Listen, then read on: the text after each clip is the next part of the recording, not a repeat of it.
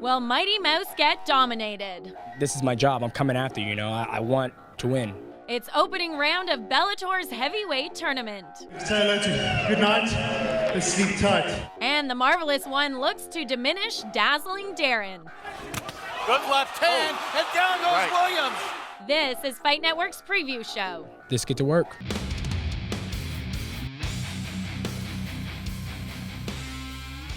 Hey everyone, I'm Sarah Davis and you're watching Fight Network's preview show. As always, we're breaking down the fights this weekend, including UFC on Versus 6, the Martinez-Barker match in the Sweet Science, and Bellator kicks off their heavyweight tournament.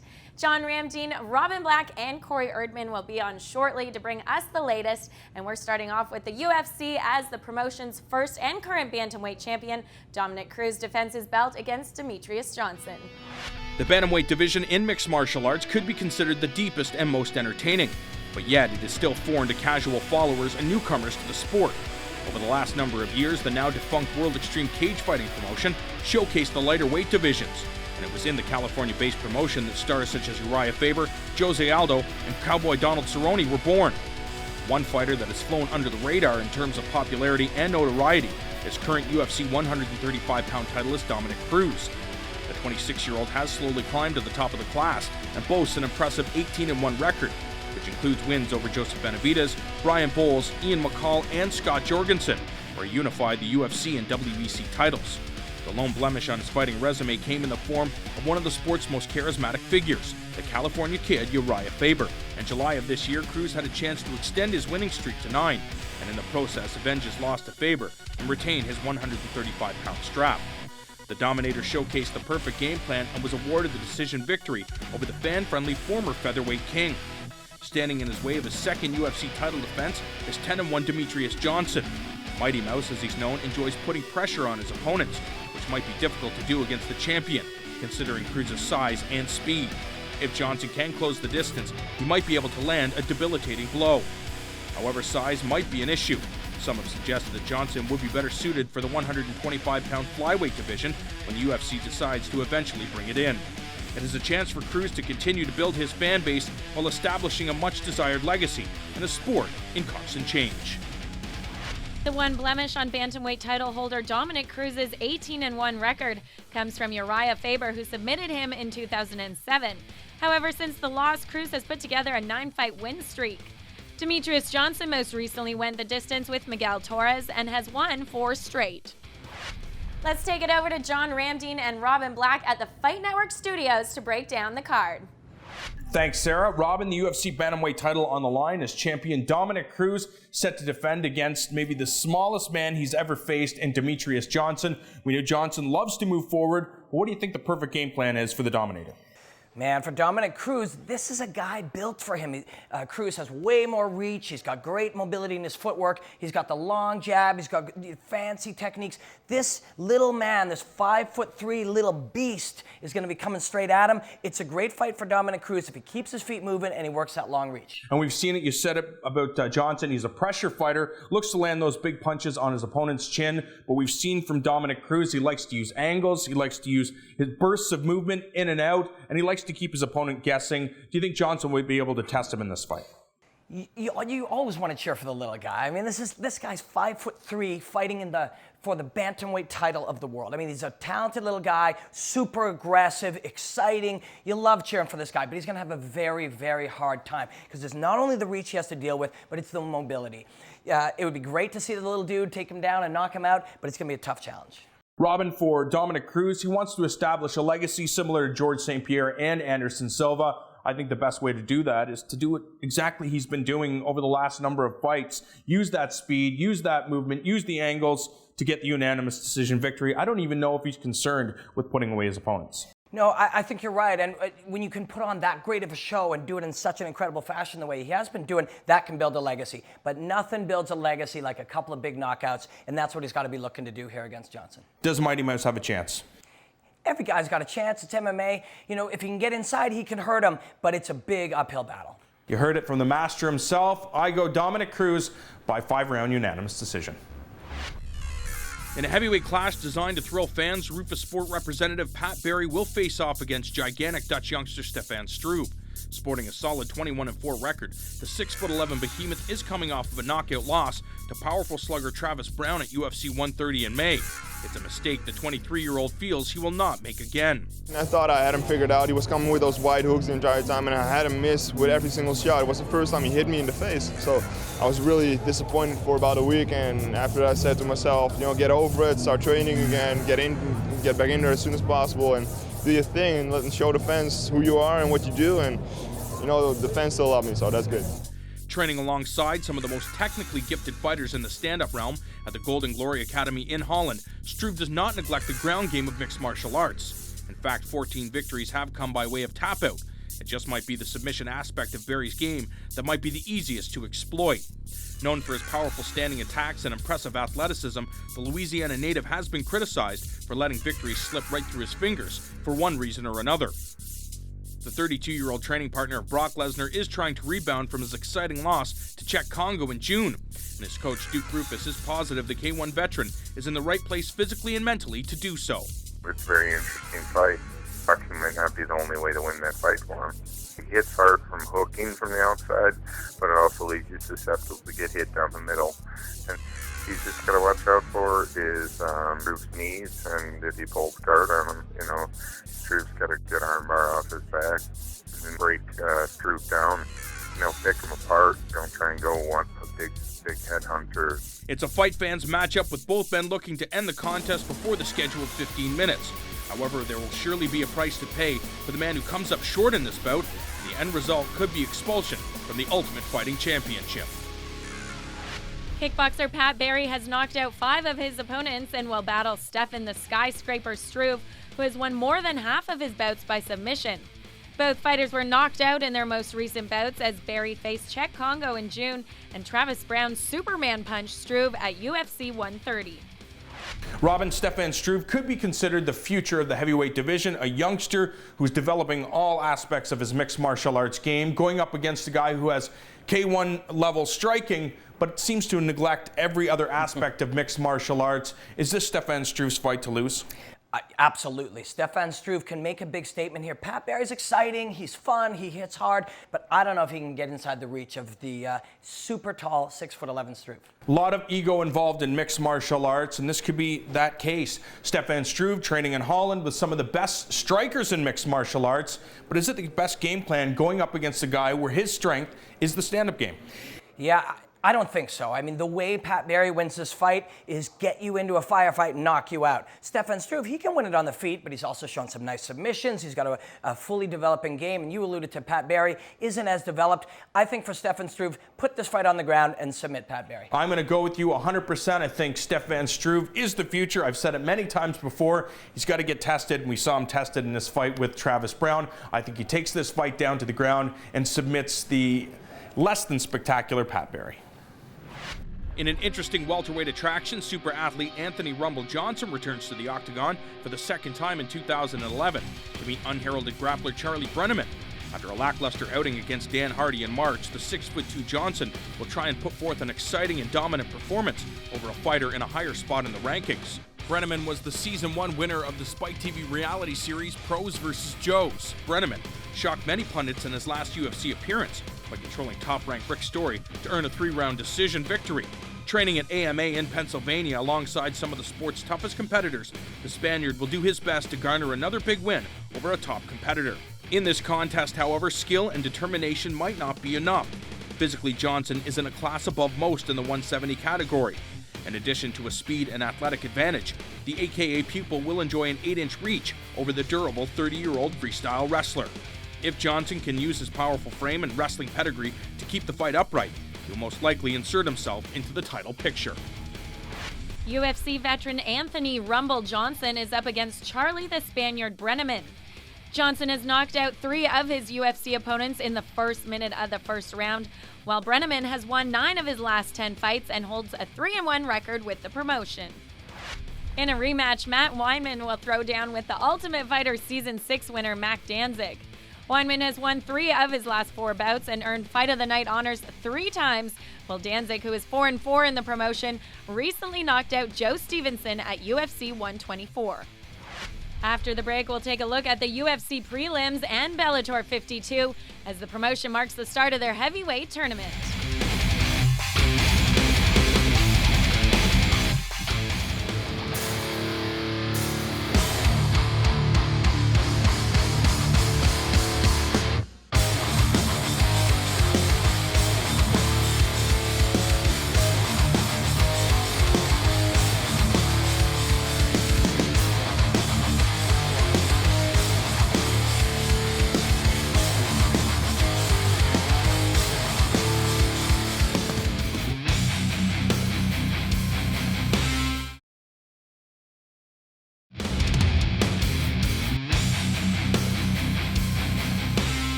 .34-year-old Eve Edwards faces BJJ black belt Rafaelo Tractor Oliveira.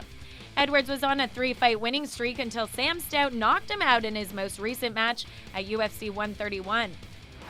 Wrestler Shane Roller faces Canadian TJ Grant, who drops down to lightweight after going 3-3 in the welterweight division. Roller knocked out Thiago Tavares in his promotional debut, but recently was KO'd by Melvin Gillard. Grant is also coming off a loss to Ricardo Almeida at UFC 124. Actually was down training with Shane Roller's camp, helping Johnny get ready for Pierce when we found out. Just under suspension, I believe. He just fought Melvin Gillard not long before I went down, but Mark Lehman, who I was staying with, walked into my room and he was like, "Hey, did you check your emails?" I'm like, "No." He goes, "Check them." So I checked and there was nothing there at that point. Well, I just talked to Ted, who's the manager of the fighters on that team, and well, Joe Silva called and he wants you to fight Shane Roller. Excited to get a good opponent like Shane. I think it's going to be a good, exciting fight. I've learned a lot. I've improved a lot, and my fitness. Everybody says it every time, but I truly feel that this is the best I've ever felt. I think this is the key for me to get down to a weight class where now I feel like I can get in there with anyone. Some of the biggest fighters in the Bellator Fighting Championships will collide in the cage this weekend in an 8-man tournament. The promotion returns to Lake Charles, Louisiana, as they hold the opening round of their second heavyweight competition. In Bellator's third season, undefeated prospect Cole the Polar Bear Conrad won the heavyweight tournament to claim the inaugural Bellator Heavyweight Championship. This season, 8 participants have hope of taking home a $100,000 prize and challenging Conrad for the heavyweight title. The only returning participant from the inaugural heavyweight tournament, Neil Grove, draws Ring Demon product Mike Hayes. The heavyweight tournament finalist is coming off a memorable first-round TKO of Zach Jensen in his last fight at Bellator 47. Expect Goliath to keep this fight standing and test his boxing against Hayes, who's 8-1 in his last 9 fights. 24-year-old Bulgarian powerhouse Bogoy Ivanov is paired with 8-1 Brazilian Thiago Big Monster Santos in other quarterfinal action. The 2008 Sambo gold medalist can hang with his own grappling, having beaten Fedor Emelianenko in combat Sambo competition, and he may try to keep this fight standing and avoid the ground skills of the top brother product, who is making his Bellator debut. Ultimate Fighter Season 10 participant Abe Wagner makes his Bellator debut as he goes to war with Death Clutch gym pupil Eric Prindle. Wagner is probably best known for his first-round knockout of former UFC heavyweight champion Tim Sylvia at Titan Fighting 16. Both of these fighters will likely stand and trade, as neither is afraid to engage in a slugfest. Finally, rounding out the quarterfinal bracket, Ron Sparks looks to keep his undefeated record intact by using his wrestling to outmuscle the 11-2 Mark Holada. It all gets underway this Saturday night at the L'Auberge du Lac Casino Resort in Lake Charles, Louisiana. Stay with us as we shift gears over to the sweet science, and you're not going to want to miss what MFC President Mark Pavlich is saying about his next event. I did it for me. This segment on the Fight Network is brought to you by The Ballroom, downtown Toronto's newest interactive entertainment center.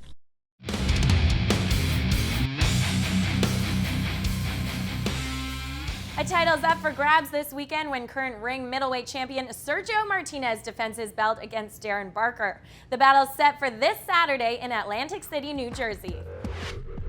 The #1 middleweight in the world and top 3 pound-for-pound fighter Sergio Martinez will put his WBC middleweight diamond belt and ring championship on the line against European champion Darren Barker.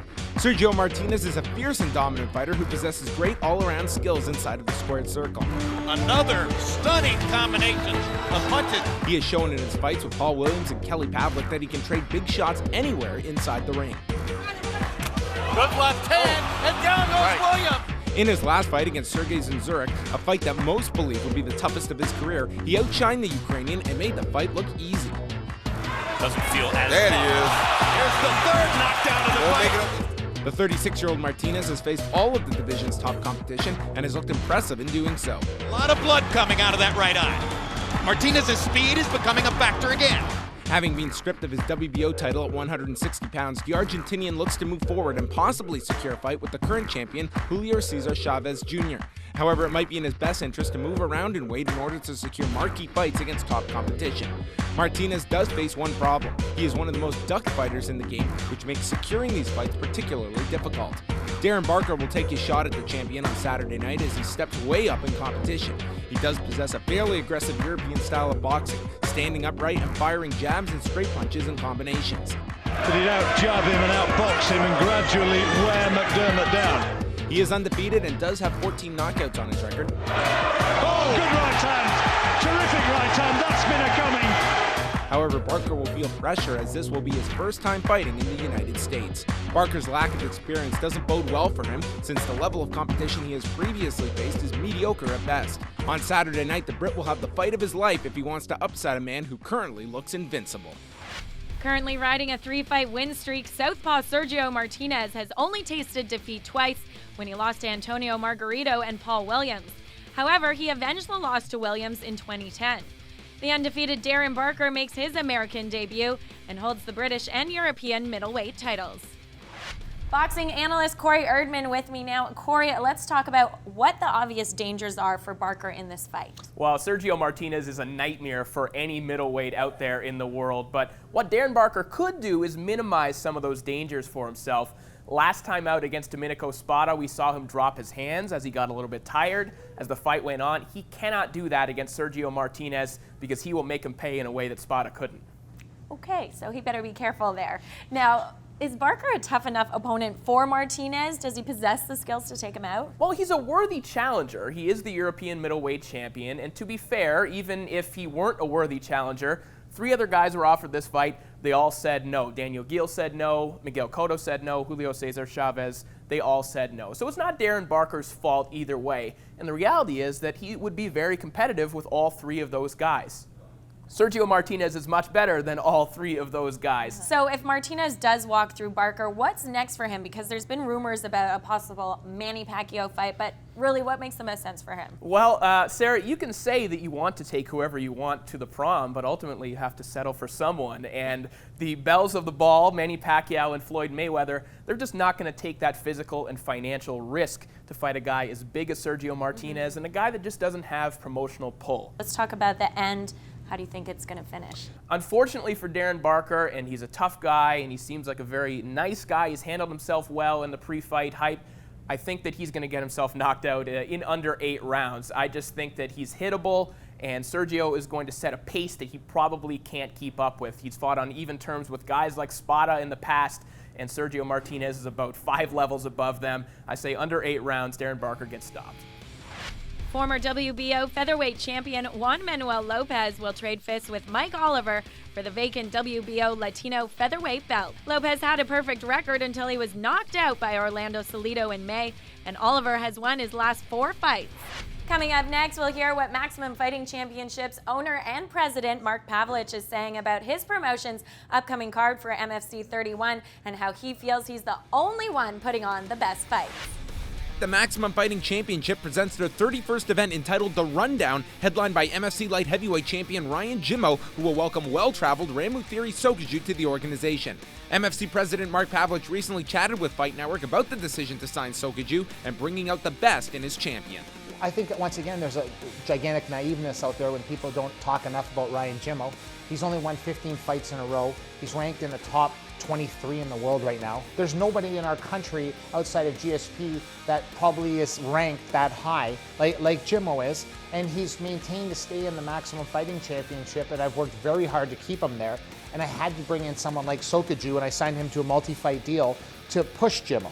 You saw when Jimmo fought Wilson Govea, and when someone pushes Jimmo, he beat the snot out of Wilson Govea because he's a counterpuncher or a counter MMA fighter. And it's the same thing with Sokoju. Sokoju will run at Jimmo. That's the best fight I could possibly give things. Pavlich doesn't seem fazed when it comes to Jimmo's recent hints regarding his desire to compete in the UFC, having fought with the MFC since February of 2007. There's only one next level, right? And we all know it, right? So there's nowhere else for him to go. Like, there's other fighters that might go to somewhere else for, because some moronic promoter will pay X amount of dollars to have, pay this guy this much money. He'll be out of business a week later, and then that fighter will call me back, but our family won't take them back anymore. We don't need that. And, Jimmo only has one other place to go besides the MFC. And if he chooses to go there and graduates from the MFC and thinks, okay, that's where I'm gonna go next, that's where he's gonna go next. But then you have the Diego Limas of the world, and you have all these other great fighters that I've signed that will take the place. It's been like that for 11 years. Welterweight Terry Martin looks to return to the win column after suffering a knockout loss to Douglas Lima this past April. Martin will return to the ring against a younger Lima brother, Diego.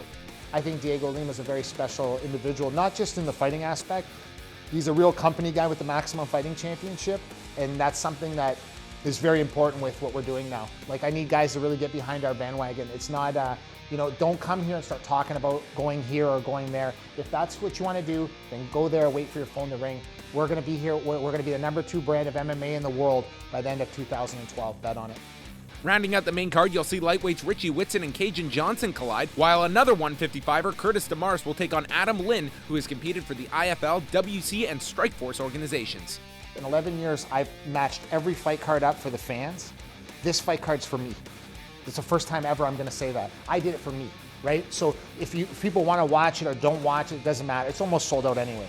But the point is that I matched this card solely for my MMA liking, right? I like a certain style of MMA, and I matched it for that purpose and that purpose only. If I don't care, people can watch it and say, oh, I don't want to watch it or whatever. Don't watch it. I don't care. I really don't care. I put this together for myself. And I'm telling you right now, if you're an MMA fan and want to watch real fighting, I'm talking real fighting, not sport fighting. Like, this is going to be fights that are going to happen.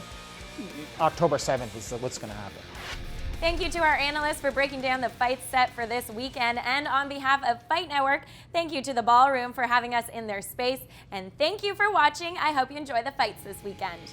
If me and Dominic fight, it's gonna be like two guys doing a little dance battle in there, throwing punches. So it's the UFC's choice. My job's to go home and do my thing and get back in the gym, work on the mistakes I did, and wait for their call. And they call, and I'll be ready to go and just get to work.